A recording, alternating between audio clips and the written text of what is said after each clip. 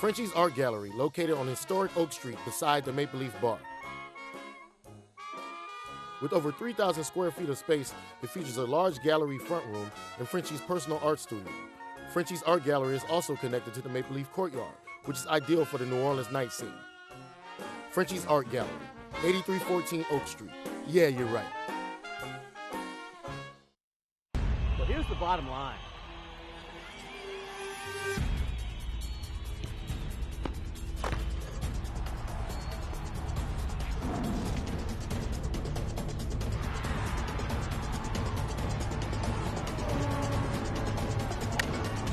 Well, it's funny that you say that.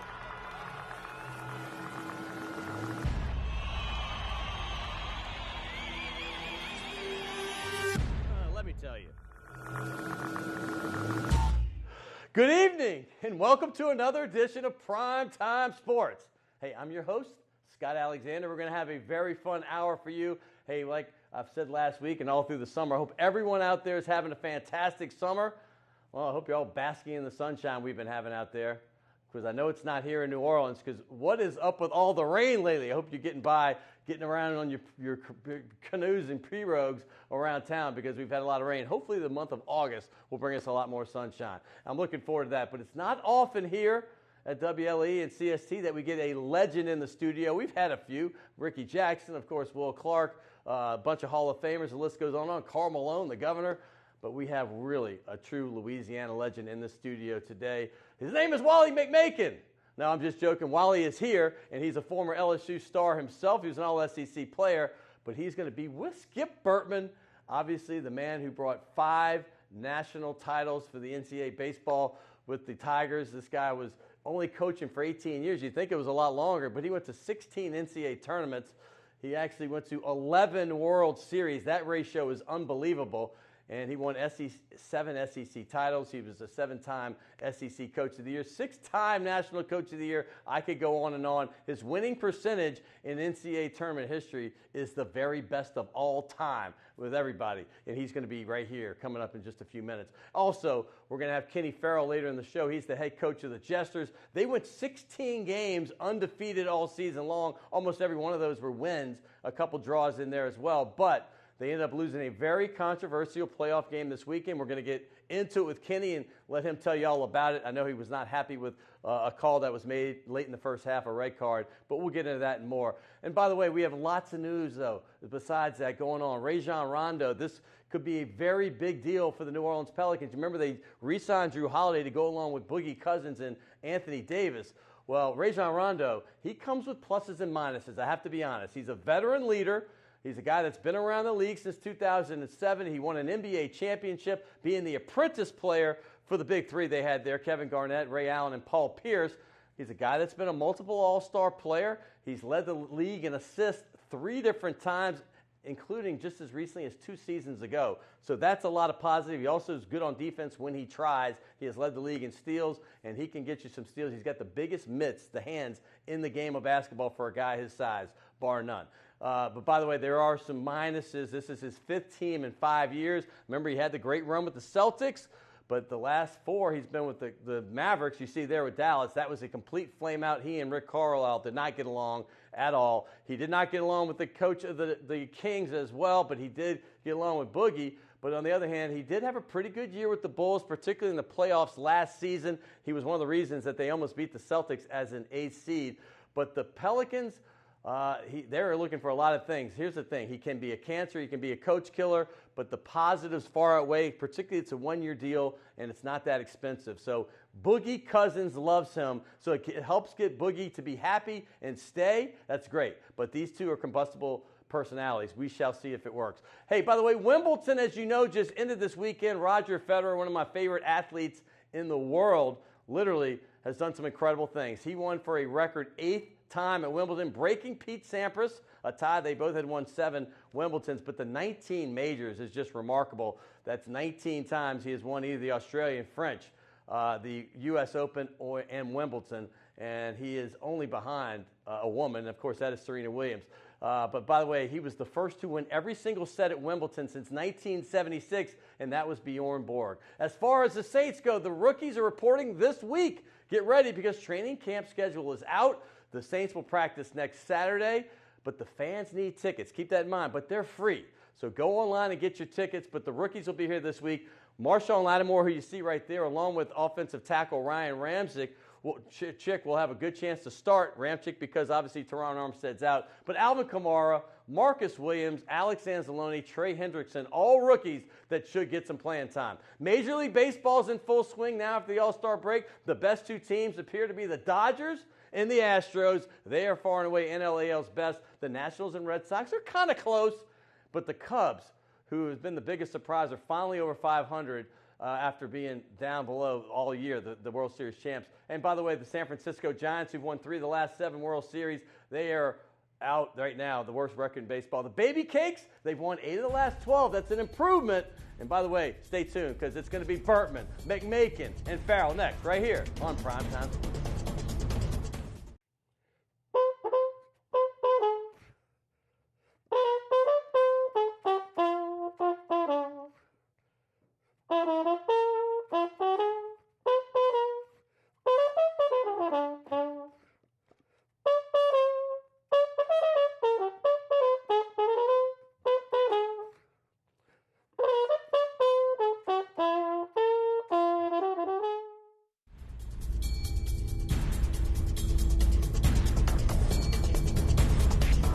Welcome back to Primetime Sports. And like I said in the open, it's not often you get a legend here. We've had several of them, Karl Malone, Will Clark, obviously Ricky Jackson, Willie Roaf, Morton Anderson. They've all been here, but I have one of the most legendary coaches in the history of the United States, literally, certainly in the state of Louisiana. His name is Skip Bertman. I said it in the open. 18 seasons at LSU. Hey, that first year they were getting it together. They didn't go to the tournament, but they went 16 of the next 17 seasons, and I think they got kind of left out in that one season they didn't get in. 11 World Series. How about this? 7-time SEC. They won the SEC. They won the championship. Also, you have 5 national titles. And oh, by the way, 6 times was he the National Coach of the Year. 7 times he was the SEC Coach of the Year. In just 18 seasons. Do the math. That adds up. And one of the best winning percentages. And by the way, the all-time best winning percentage in NCAA tournament history at 76%, playing against the very best in the game. His name is Skip Bertman, and welcome to the show, my friend. Thank you very Good much. to see you. Pleasure to be here. And the other guy sitting here, Wally McMakin, a former All-SEC third baseman at LSU. How about this? 3-time All-Academic at LSU, which means that's why he's the great businessman he is today. But his story and why he's on today, he was on that 2-man committee with the athletic director at the time, Brad Broadhead, that hired Skip Bertman. So let's just start it here. Why LSU from the beginning? Because you were at Miami, lots of success.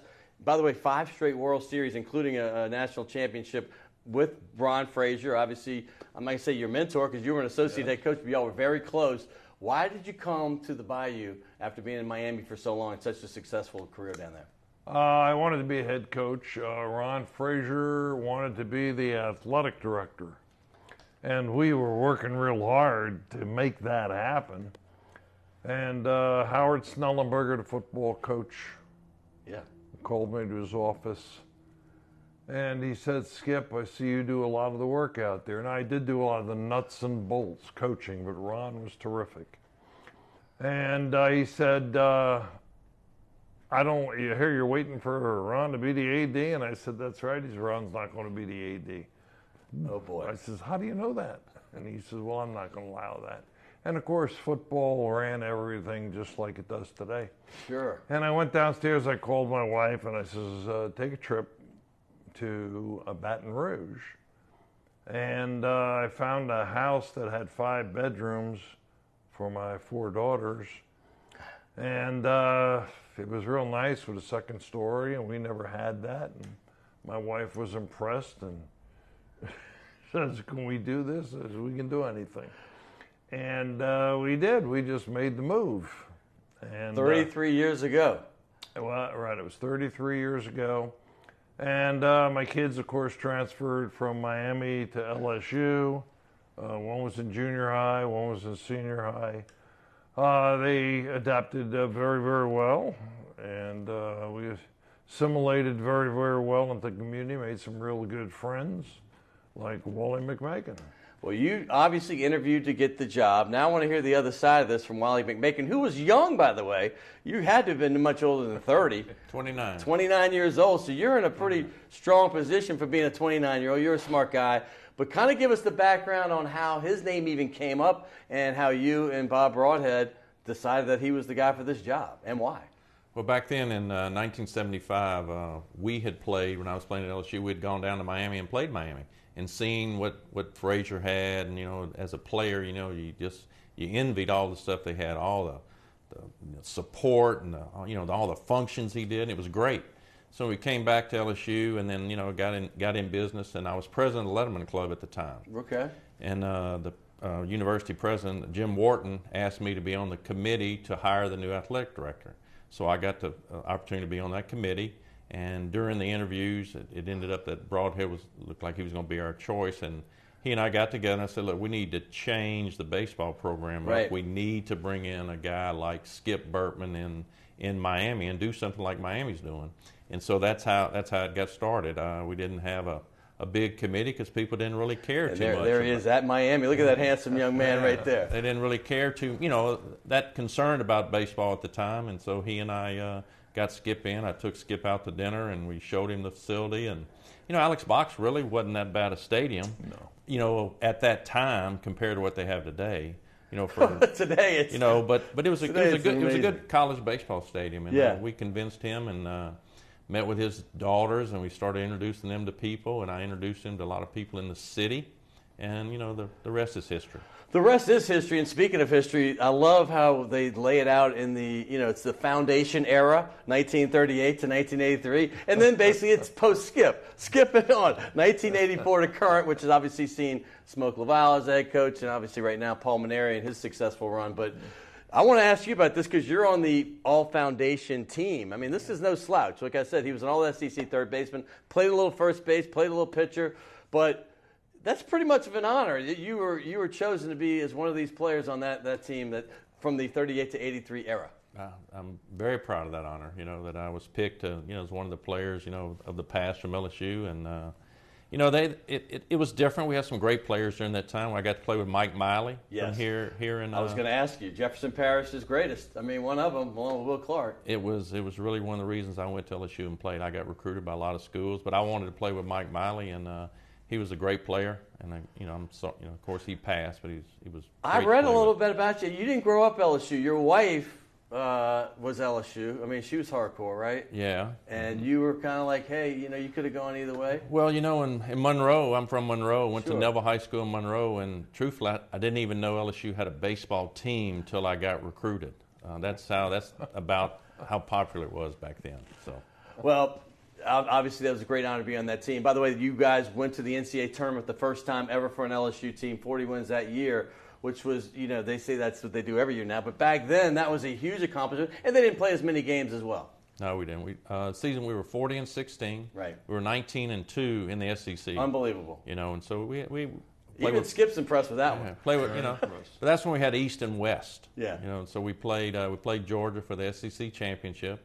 We beat them at our place the first night, and then we went to Georgia to play them. We drive up in the parking lot, and they had police tape all around the parking lot because a man had been murdered in the hotel when we first got there. So we had to drive around the city in Georgia for a while before we could even go to the hotel. I'm curious. You got to LSU, and you said, okay, you like it. Your wife was impressed. But going to the interview, be honest with me, what did you think going in? Because they didn't have a baseball history, and I know you wanted to make a name for yourself somewhere, but were you kind of thinking, I'm going to do the interview, but what were your thoughts? Scott, I wanted to be a head coach. Yeah. I came up from Miami, and first I was at UNO, and Ron said... Ron Maestri. Maestri was playing at night, and Ron Frazier said, you want to go over to LSU? And I met Wally and Jay Patterson and, of course, Tony John, the baseball scout, and, of course, Broadhead to make a sale. And we went to the stadium where LSU was playing Alabama, and people were sitting like this. about 300 people, and they weren't happy. It was so quiet you could hear the spikes chop out the dirt as they ran. It's free. Anybody could walk in, and it was not what I had envisioned. And I said to Broadhead, do you want to win? Do you want to be number one? And that was Broadhead. He wanted to win them all. Yes, he did. See, and I showed him a thing or two from Miami, like yearbooks and season tickets and coaches committees and things like that I'd learned from Ron Frazier. And we went ahead and we did those things. And we sold 100 gold seats that cost Broadhead $50, and we sold them for $100. And Broadhead said, you mean if I give you 50 more at $50, you can sell another? I said, yes. Okay, and of course Wally was helping me sell these, and the stadium grew a little bit, and the birds were still there, as they always were. And I had a lot of fun with it. Every year we did something that would improve the stadium. Yeah, the old Alex box, you see the press boxes that row behind the seats. Now that's probably after you picked it up a bit. That's and I think the media likes it now where they can get in the air conditioning in the new Alex box. We'll get into that one in your own segment. But there's new Alex box. So you see the media gets all AC now. Back then you had to sweat a little bit. I'm good friends with the Georgia announcer, and he was very, very thankful, Jeff Dantzler, that, hey, we got the AC because it gets hot in Louisiana. I have to ask you this because you came from a lot of success at Miami. Hey, by the way, he won a state title as a high school coach at Miami Beach High School, right? Is that your alma mater? Yes. And also 3-time Coach of the Year, 11 years coaching. That's a pretty good ratio, and you're 3 times State Coach of the Year. There he is right there. We pulled out the old ones. But Miami Hurricanes, I mean, I was looking at their records, 60-10, 59-12 every year, 5 straight World Series appearances plus that title. What did you learn from Ron Frazier that helped you become a coach yourself? Ron Frazier was really great. Number one is he allowed me to coach, never affecting his ego. And that's hard. Very hard. Yeah. And he was wonderful about it. Now, he could do some amazing things. He was a good motivator. He could coach baseball if he wanted to. He could do just about anything. He was one of the great guys of all time. Nice family. And we learned that you had to charge for something. You had to show the people something. Like Ron, who could get 5,000 in the stadium at one time. And he'd look outside, Ron, and he'd look at the lines and give you one of those. And, of course, I'd be working with the lineup and wondering about what's he doing. But ultimately, I learned that he's a, Hall of Famer in every way. Every way. 63-92, he was the head coach. Right. I mean, he built that program before ours, but he saw our program as it is today. He saw that. He really did. We're going to do a segment with Skip, but Wally, before I let you go, I want to ask you one more question about Skip. You got to know him, obviously, during the interview process. I know you're kind of his quote-unquote right-hand man now, but has it been that way for the last 33 years, or have you been that close to the LSU baseball program the entire 3 decades since then? Well, truthfully, yeah. He and I remained really close. In fact, when Paul Maneri was hired here recently, he and I, mainly Skip, he and I went out and recruited Paul and helped Paul negotiate his contract with Skip at that time, to bring him in here. But we've remained close. He's one of my best friends, and my son calls him his grandfather. So he's got a great family. Great family, good man. Well, we're going to learn a lot more about him in the next segment. I got 2 things. We have a tradition. We sign the ball here, Wally. Skip's going to do it in the next block. But I got a great $50 gift certificate next time you're in New Orleans. All right. Enjoy that. That is a wonderful restaurant uptown on Maple Street, right off of Carrollton. Shays Del Shays. And hey, we got your boy John Brady, a lot of these LSU guys, yeah. Wally McMakin. We really enjoyed having you. I'm honored. Thank you. And thank you for coming. I saw Wally at Yale College Inn. I guess that's a free plug for them.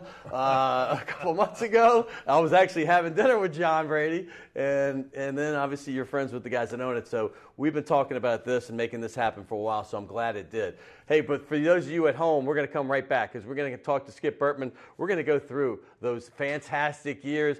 Hey, listen, man, if you don't remember the past, you'll never repeat it the right way. And we got some great past right here from LSU. This is some of the best in the history of the state of Louisiana. Coming up next, right here on Primetime Sports.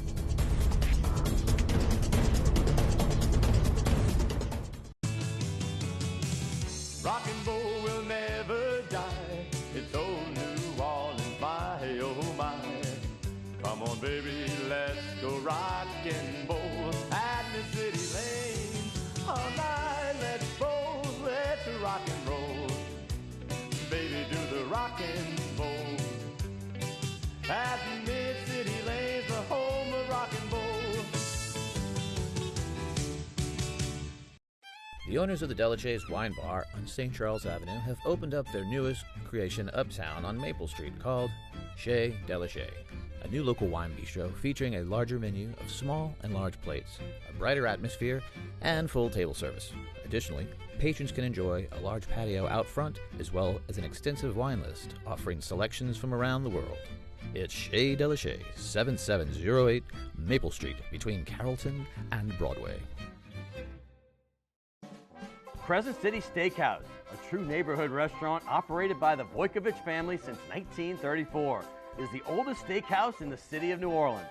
Serving only hand-cut, prime-aged, corn-fed beef for over 80 years, Crescent City Steakhouse has become a dining destination for both die-hard locals and adventurous travelers who seek traditional, timeless New Orleans cuisine. Crescent City Steakhouse, 1001 North Broad, on the corner of St. Philip, in the heart of New Orleans.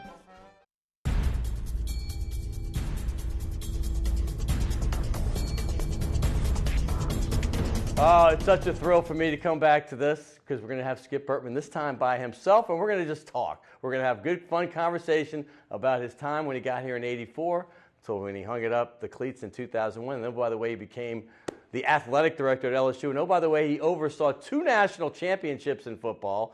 He was there for part of that season when they won the next one under Maneri in baseball. He still was in the athletic department, emeritus, but he also oversaw 5 or 6 Final Fours in women's basketball, a Final Four with John Brady in men's basketball. The list goes on and on, but welcome back again. Good to see you again. Thank I shook your hand earlier, but it's my pleasure to be here. My pleasure. We kind of talked about you getting the job, but I want to talk real quick about first of all, since you've had all these great jobs, and you really have, I mean, you've been a winner wherever you've been. Have you ever had, what was your worst non-baseball job? Like growing up, do you have a job that you just couldn't stand doing? I mean, Yeah, sure. People ask me, is there any pressure in Omaha?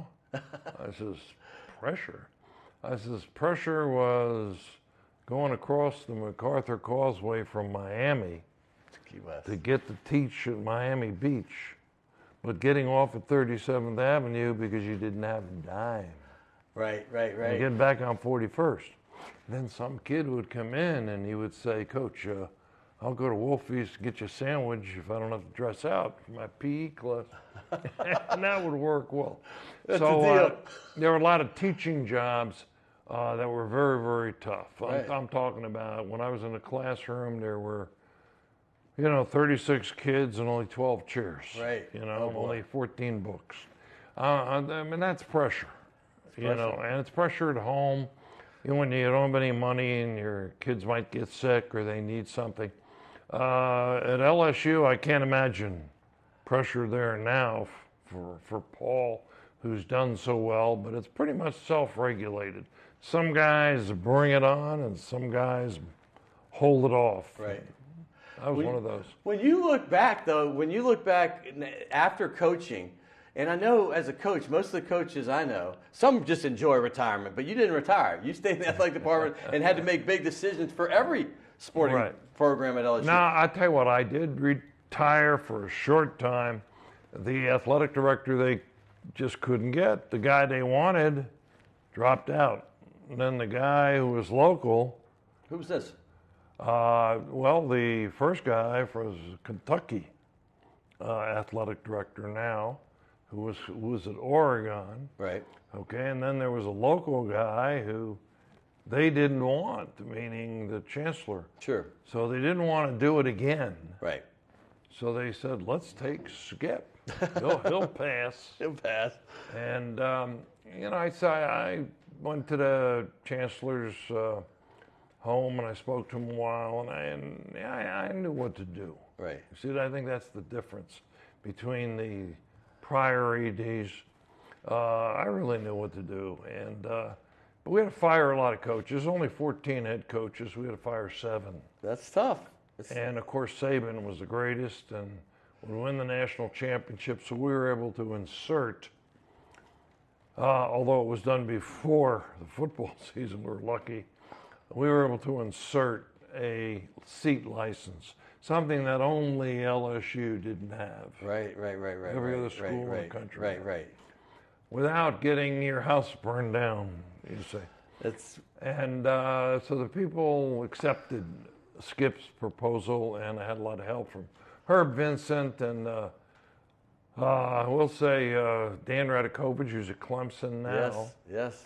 And Verge Osbury, who's still at LSU. I live in Atlanta still when Dan got to Georgia Tech. Right. Got to know him well. Let's talk about this baseball from back, because that era you came in, I was going to games when they had the 300 people in my freshman year. And then you got there, and it was a process, but you built it pretty quick.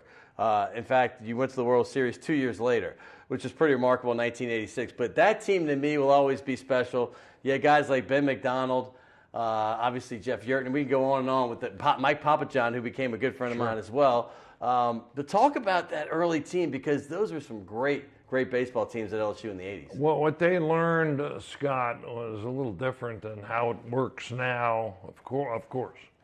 We didn't have lawnmowers and things, and I'd bring mine from my house, and kids would mow it. Kids would paint. Kids would remove rocks. Yes. See, and kids grew to be part of Alex Box Stadium and have ownership. Yeah. And they felt really good about themselves. And today, of course, people would laugh if you asked the boys to pull a tarp. They did everything in those days. Meanwhile, I had to go out and sell. Which gives them a special connection to the team and the university.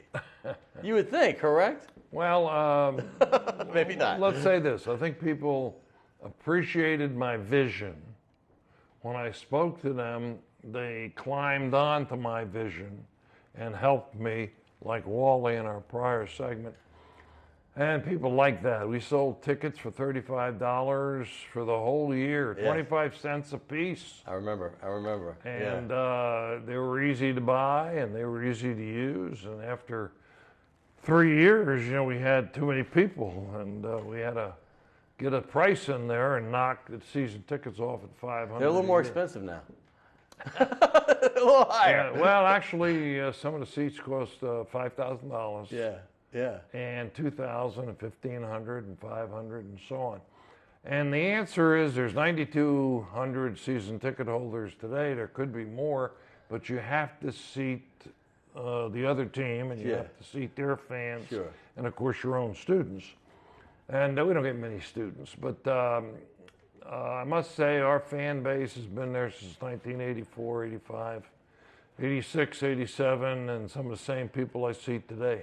And well, I'm you do very have a proud of student, that. that's my son, who came from Atlanta to come to college at LSU, and he loves baseball. He'd been to every regional literally since he was born. I mean, we come from Atlanta. That's how much we support the team. And so he's at every game. But by the way, back to this, Ben McDonald I have to bring up because I've also lived in D.C. when I left LSU. I kind of correlated the same time with him. Baltimore. And he played for the Orioles. There was no Nationals back then, so I was going to a lot of those games. Got to know him pretty well, but he was as good a pitcher and a player as I've ever seen on the college level ever. And I want you to talk about him because I believe he came to LSU on a basketball scholarship because he played for Dale Brown and was a great basketball player as well. But talk about him as a player and what he meant to your program. Sure.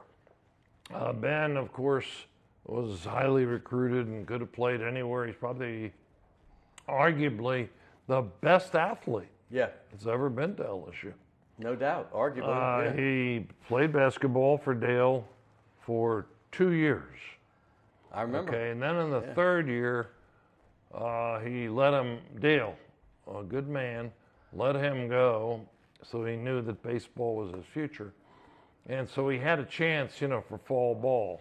He also was pitched on the Olympic team in 1987, 88. And there were lots of things that he could do that other players couldn't do. He threw 97 when nobody threw 97. Nobody at that time, no. He had a real spiked curveball that looked a lot like Alex Lang's. Alex Lang, right, yep. Which is big league. But the difference is he had more pitches than Alex Lang, right. But he could throw a little off-speed pitch over and save his arm. He could play the outfield. He could have hit. He could really do anything. He wasn't like your average kid. He could pitch every other day. He was the old country kid, and I mean that in the nicest way.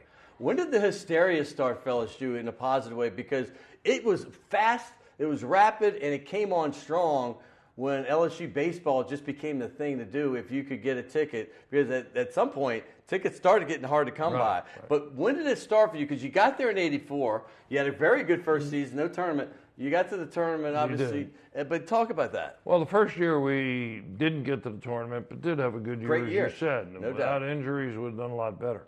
Second year, we did get to the tournament, but didn't win. Third year, Tulane came to our place. By the way, 39-21, you should have been in the tournament. I'm sorry. That's right. All right. And we did win.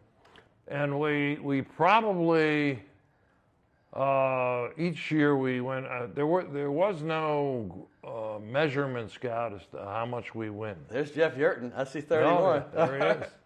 Yeah, good man. And we probably had 25,000 the first year. Uh-huh. The second year, 42,000. Third year, 68,000. Yes. And it started to get crowded in the small box. Exactly right in there. And the good seats, of course, were fading. Right. So it was getting important. Then we went to the World Series again in 1987. Yeah.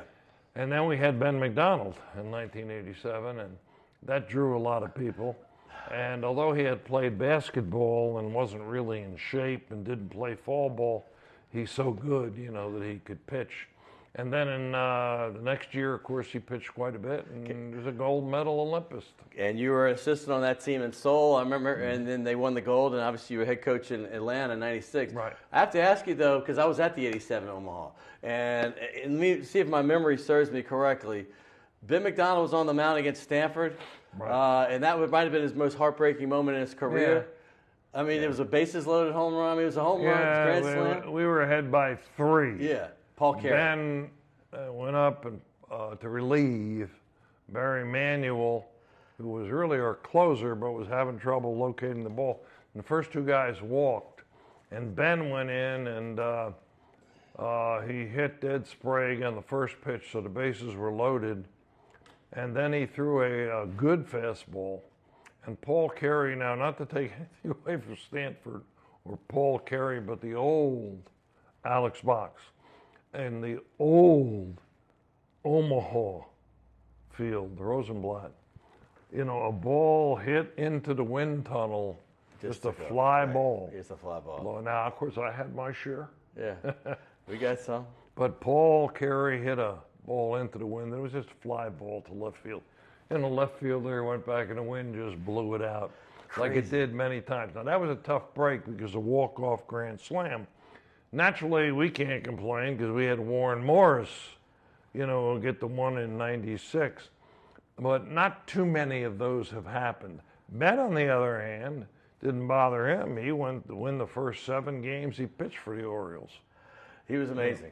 I got to ask you this because you got to Warren Moore. And by the way, you mentioned Ed Sprague. The very first World Series game I was at, he hits the home run to beat the Braves for Toronto. I'll never forget that game, too. But let's go forward with you talked about Warren Morris. I say this every time during the rain delays during the World Series. They played that over and over during the regionals, everything. So I'm watching it again, and I can't not watch it ever. I've seen it 10 times. But I was late for a wedding I was in because that game was going so long. And I kept saying, I'm not going anywhere. I'm just waiting. So I was 20 minutes late for a wedding I was in. But my point was, everybody knows where they were when Morris hit the home run. Everybody. You know exactly where you were. If I was alive when Kennedy died, I would have known, but I wasn't. But the fact is that was such an improbable homer. And I say to this day, I love the baseball teams and I love basketball. It's my favorite sport. But that one moment is the greatest moment in LSU sports history. Your opinion on that, and tell me, leave me. Billy Cannon, who's a good friend, told me many times, and I've heard him say to many groups, it's better than the Halloween run that I beat. Ole Miss. Jake right. Gibbs, Gibbs on right. the final play. Because all we did was win a ball game. Right. But they won the national On that championship with that homer. I'll tell you, well, you mentioned the Warren Morris 30 by 30, and I think it's wonderful, and the producer did a great job. But honestly, he missed a little bit, but not for the wrong reasons. He missed it because Warren Morris, when he played in our lineup, we were 22-0. Yes. He missed 42 games. I took him on the road. He was such a great guy, even when he couldn't play.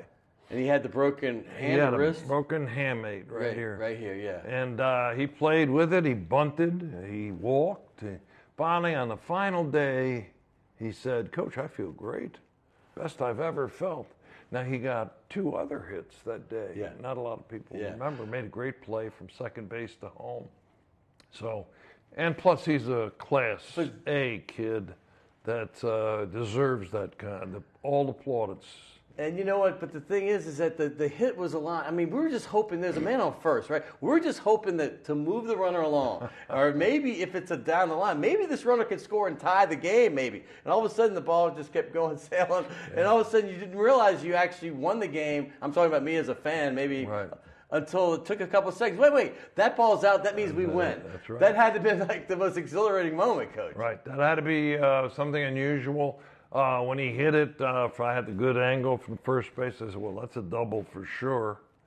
And we're going to tie the game. And then, of course, says, wait a minute. As soon as I said that, that's a double. Wait a minute. Yeah, same here. That's exactly what I said. And then you're just like. And boy, it went out. And, of course, everybody went into hysterics. And now remember now, Scott, that's the only time it's ever happened in the College World Series. That was the 50th anniversary. There must be a God, because there have been, over 80 College World Series. Never happened before. And meaning nobody ever won the game. Ever done it, ever. In the night. Now, the only other guy that's ever done it is Bill Mazeroski. 60 World in Series. the 60 World Series Pirates. over Yogi Berra's head and to left field. And people say, no, Joe Carter did 93. it. Yeah, no, he did, but that was the 6th. That was the 6th game, right? 6th game. 6th game, excuse me. That was my first day in Atlanta, 93. Right. You're right. And no one's ever done it. Right. It's And crazy. They don't realize. And there was a great picture of Warren Morris and Bill Mazeroski, because he was drafted by Pittsburgh. Yeah. And they were together, Yes. and Mazeroski was showing him the double play, which he was great at. He'd get the ball out of his glove, and he was the greatest. And he wasn't a great hitter. He was just a great fielder. And that was the series where the Yankees had 40-some-odd runs. You know what? My producer just said I have a minute left. I feel like I've gotten to 10% of what I want to talk to you about, too. It's been a pleasure, though. But I have to say this. When you win 4 World Series in a 6-year stretch, really, in 7 seasons, and 5 in a 10-season stretch, really 5 and 9 years from 91 to 2000. That's not SEC titles. We're talking national championships. It's something that I can never see being repeated, Coach, and it's an honor, and it's been an honor for me to have you, but congratulations on everything you've done. Thanks. I had a lot of good players, You had a lot of good coaches. And I didn't get to Albert, don't call me Joey Bell. I didn't get to Todd Walker. I had all this stuff ready to go. Paul Bird. I had all this stuff. I'm just going to have you on before the next season starts. And then we'll get to all that as well. By the way, you need to get to Shay's Del Shay's. This is a fabulous restaurant. Bring your beautiful wife. It's right there uptown. Enjoy it. We got to do our tradition to sign the ball. Oh, good. Coach, I might get you to sign both LSU balls. Why not? Oh, sure. Skip Bertman. There's Dale Brown. There's your buddy right there. There he is. I'm That's going right. there. Those are the 2 most successful coaches in LSU history, and their names will be side by side. I got to thank Skip Bertman so much. Hey, also Wally McMakin. That was fabulous talking to him earlier last night. But next, well, I have a guy that won was undefeated for 16 games in soccer this season for the New Orleans Jesters. They had their first loss Saturday night. It was a heartbreaker, very controversial. We'll get to Kenny Farrell next, right here on Primetime Sports.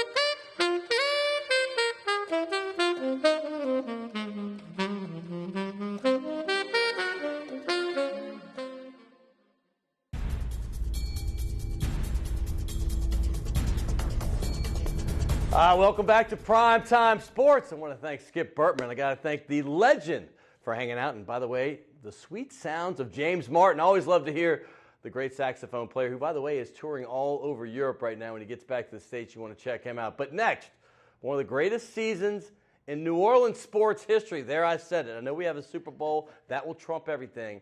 But I'm going to put this right up there. For soccer fans, this was amazing. 16 undefeated weeks. That's right. 12 conference games. You had 3 friendlies and a win in the playoffs before they finally lost in a very controversial game on Saturday night. This team was the New Orleans Jesters. Their head coach, Kenny Farrell, is joining me yet again. That's right. I've had him 3 times in 6 months. That's a rarity. I don't do that very often, but when you win, you get on this show. That's right. My man, Kenny. How you doing, my friend? Thanks for having me. He is straight from Ireland. We have given you his story before, but now we're going to talk about this team. Welcome to the show. Thanks for having me. Are you doing good? Yeah, doing fine. Looking forward now. You had a passionate interview after the game. We don't have that with it because it was WWL, and it was fantastic because you showed the raw emotion of that particular game. Before I get into it, I got to talk about the spectacle of the weekend because you had the big playoff weekend. Yeah, you had well over 3,000 folks in the stands. It was packed. I was very impressed. I was there. You played the Atlanta Silverbacks on Friday night, and you won that game 1-0. But let's show some of the fan support because they're out there. You even had Wonder Woman come to this game, Kenny. I mean, talk about that fan support you get. Yeah, well, it's been building over the years, and there's a fan club called the Royal Court, and they were small, and they're starting to get bigger and bigger, and they just have a hell of a lot of fun, and they're trying to replicate what happens all over the world, and you know, they come in theme uniforms and they sing Wonder Woman's let herself go a little bit, but you know, she still looks good. You know, and how about been working out? Yeah, disco now. You had the disco ball going. I mean, it was a great atmosphere. Yeah, no, it is a great atmosphere, and it really helps you win home games because, like any stadium that you go to, ours, you know, it has the 3,000 people at it, but they get behind the team and it lifts them, and it just makes the whole event for us. They really add a lot to the atmosphere. A lot of action in the first half. I watched the game, and I was sitting right behind the goal. Thank you for the great tickets. But, you know, you had the big header by Judice going in. Let's get to that because we do have footage of this game. And talk about how this play went because this was the one goal in the game, and it gave you the win over the Silverbacks. Yeah, well, we trained all week for the Silverbacks. They're probably one of the best teams we played all season. And we were playing them, and they're very good at combining outside our box, and we knew that we had to be patient to pick them off. But when we did, we'd go up the field quickly and counterattack on them. And as you can see, they're in recovery right now. They're not, and you see Tony making a run to the back post. They're all drawn to the ball. And there's Johnny Evans with the cross. And Tony's left on. So this is what we practiced all week. And look at the guy celebrating in the back over there. There you go. You see the guy with the arm up under the tent? That's me cheering for you, brother. Yeah. No, it was fantastic. Super goal. It was, you know, you can't say you plan what happens on the pitch, but we prepared for those situations. And you know, when we were playing behind the ball, because we know how skillful they are and where they like to play, when we picked them off, we wanted to counter very quickly, and we knew there were our best opportunities to score against them, and we got one absolutely fantastic goal, as you saw. I mean, it was beautiful, and it held up for the entire game, so congratulations on that. Let's go to the next day, because that's what everybody's been talking about ever since. It was a controversial goal, and for those of you that don't know soccer, and I'm not saying I'm an expert because I don't, I played every other sport, soccer wasn't one of them, but if you get a red card in a game, I mean, tell us how, compared to like basketball, baseball, football, which most people that watch this show know those pretty well. I mean, what's it like? What happens to you if you get a red card? Because we're going to show the play where y'all got one. Excuse me. Well, you have to play a man down. You have to play with one less player than the other team. The entire game? From the moment that the red card is issued, you have to play a man down. So this happened about maybe 1 minute before halftime. It absolutely was not a red card. I don't know how any referee could give a red card in this situation. First of all, All right, here's the play. Yeah, I think we're pulled. Right, and he's then jostling, there's the pull down. and he gets his shot off, and the keeper saves it. And all of a sudden, the referee comes out of the blue and pulls a red card. And look, we've had this referee before, and he's done this before. And the score was 0-0 at the time with 30 seconds left in the half. I mean, you're playing a tightly contested battle. Yeah. And here you go. Here's the penalty kick, which makes it kind of easy. Is it called a penalty kick or a free kick in this situation? It's called a penalty kick inside the 18-yard box. Yeah, because they're inside the box there, and this is like a gimme for guys. Yeah. Generally, you're going to get it. Yeah. And that changed the complexion of the game. Not only are you down 1-0 in a sport that doesn't allow for a lot of scoring, you're playing without a guy. Yeah, and you're preparing to go in at halftime, and we saw where they were strong, and we saw where we could beat them, and your mind is set for halftime, and this happens right before halftime. So we're going in to rejuggle one or two things. I thought we were going to win the game. Honestly, I was feeling that confident before that point. And then all of a sudden, like that, there's a player down, you're a goal down, and the referee is the biggest story of the game. The players aren't the biggest story of the game. Right. The referee's the biggest story of the game. And when you put yourself in that situation, you shouldn't be reffing big games. Yeah, this That's isn't sour grapes. Let's watch this again because you see the first thing. Let's go back to that when he gets pulled. I mean, he could have actually got a penalty himself. Maybe not a red card on the. If this is Nashville we're talking about. Yeah. Nashville, Nashville, football club. Yeah. But yeah, you see number 9 pulls the defender obviously first. It's Adioli. Yeah. And Addy, they're jostling right now. They're correct? jostling. They're just jostling. All of a sudden, this guy goes down by just a little bit, and that may be a penalty, maybe, just maybe, but it's certainly not egregious to be a red card. If you were to sit down in a room with the referee, they'd probably say, well, I can justify that call as a penalty. Okay, if you want to justify it, even though it was going both ways. Right. Okay, give him the penalty. At 1-0, I still think that we've got a great chance of going on to win the game. But when he red cards the player for absolutely... I in all my years in soccer, I've seen these things a couple of times, and there's just no excuse for it. It's the biggest game of the season, and he puts himself in the middle of it, and I don't know how he can come up with this. I mean, he ran across that field to do it, too. He was 40 yards That's away my when point. it happened. He wasn't right there. I mean, it seems like you should have to converse with the others that are around. You would think so. You would think so. And it's not sour grapes. There's a key it's a painful way to lose this game. It is, but there's a key indicator. Even if you're that far away from the ball, not one Nashville player looked for a penalty, never mind a red card. Not one of them reacted. Normally when there's a foul in the game, there's a reaction from the opposition. Yeah. There's no reaction from the opposition. Everybody in the stadium is stunned. Yeah, they were stunned, right? Everybody's stunned. Yeah, and that's unfortunate. That's unfortunate. How do you bounce back? Because, listen, when you get that, what do you do in the locker room? How does that work? I mean, when you're talking to your team, because obviously they're down. Yeah. They realize they're playing 11 versus 10 the rest of the way. Yeah. And you're down 1-0, and you thought you were going to go in at the half. Well, you got to have a conversation with your players, and then you got to come to an agreement on how you're going to play the second half, right? So we go in, we look at what we've got. It's the second game in 2 days, which is very tough. We're going into the second half a man down, and so really back to back. Basketball. It's an uphill battle for the rest of the game. So we came out with a formation that we knew we had to press and try and create scoring opportunities, which we did. Which takes a lot out of you there. We had 2 cleared off the line. They cleared 2 off the line. We hit the post in the second half. We knew that if we pushed on like that, a man down, and we kept them pinned in for the second half, by the way. They played on a counter-attack, and about 65 minutes into the game, one of their counter-attacks ended up with a goal, 2-0. We still pressed them. Right. And at that point, after that second goal, we still had one cleared off the line, and we still hit the post where we could have got back into the game. And then in injury time, when, like 93rd minute, they got the third goal. It makes the score look much worse than the game was. But that kind of character was what carried us through every game this season when we were up against it, is because when we came to an agreement in the dressing room of how we were going to play this second half, what formation and what we were going to put on the line, it just meant everything to the players. And at the end of the day, they didn't get that goal. But I think one goal in the second half would have raised that stadium and raised those players. And I mean, listen, you have nothing to be ashamed of. In 16 games, you got 12 of them, I think, or at least 11 or 12 were wins. Yeah. The other ones were draws, ties. Yeah. And then you came up short. And by the way, when you say pressing, I want to just give the analogy in baseball, because it's kind of like when you have runners on second and third and you only have one out and you have to get the out. But the base runner, the infielders come in. Yeah. So it makes it a lot easier for the other team to get the ball through and get the hit to get them in. So when you're pressing, you leave yourself open for opportunities a lot easier. Yeah, correct? It's how much risk are you going to take? And we had to take a lot of risk in the second half. And as I say, I can't, the players, I can't compliment them enough for the way they approached the season. It's remarkable. It was about them. They fell in love with the city. They fell in love with the fans. They appreciated the volunteers and the staff that put that game on. And all that stuff comes together as a little intangible that gets you over the top or keeps you in games or wins games sometimes that you shouldn't win. And so proud of them for that, really. Well, what do you want to get out of this? Because I'm going to say this. It was an impressive night the night I went. The whole thing, everything you said, the volunteers, they make you feel so welcome. It was a warm, inviting event, and I'm trying to get support, much like some of the other media guys like Fletcher Mackel have done. Yeah. What do you want to get out of this for the city of New Orleans in soccer?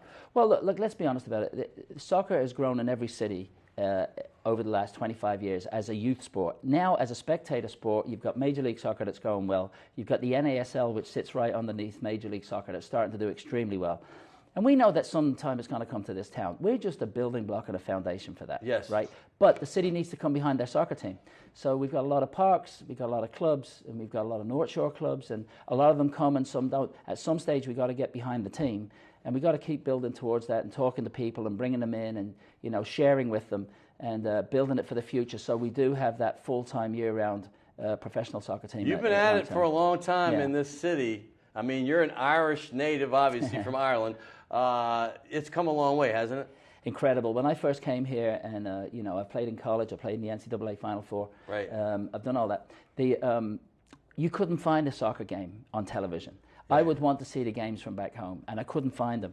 This day and age, anytime I turn on the TV, the ticker is going, they're showing highlights. No, it's all over the place. It's incredible. Even local stuff, it's the ticker's incredible. going on the local. That's the thing. I mean, that's, you know, I know the national has the ticker, but, you know, like I know some of the stations here start running stuff, and I always see the soccer. I mean, not just the local stuff, but the national stuff. So it's burgeoning and big, and you're a huge part of it. All right, thanks very much. No, I got a gift certificate. You know. You're the best. Shays de la Shays, baby. I went and celebrated there after your game Friday. Evan? I might be there tonight. You need to go tonight. I will, why most not? definitely. Good to see you, brother. Thanks very much for having us. That is Kenny Farrell. Get involved. And by the way, this has been a great show. Skip Bertman, the legend. My gosh, we already went through the numbers. This guy he's the most successful coach in the history of college baseball, pretty much if you add his years in to what he's done in those years. And also certainly the most successful coach in the history of the state. And maybe Kenny Farrell will be the next guy to do that. Anyway, but I want to thank everybody. Will Hill, my producer. Hey, Ron and Jim over there at WLAE. Don't forget my man Josh Smith and Kenny Juno working over here. The Redhead Tsunami and the good folks at CST, who, by the way, are celebrating 15 years. Congratulations to Jeff Brenner and Ashley Coleman and all the good folks over at CST. So for both those stations, we thank you for watching. Next week, for sure, Delvin Bro. Training camp starts on the 26th. I got Delvin Bro here on the 25th. And we're still looking out for Coach Ed Ogeron. So stay tuned for that next week right here on Primetime Sports.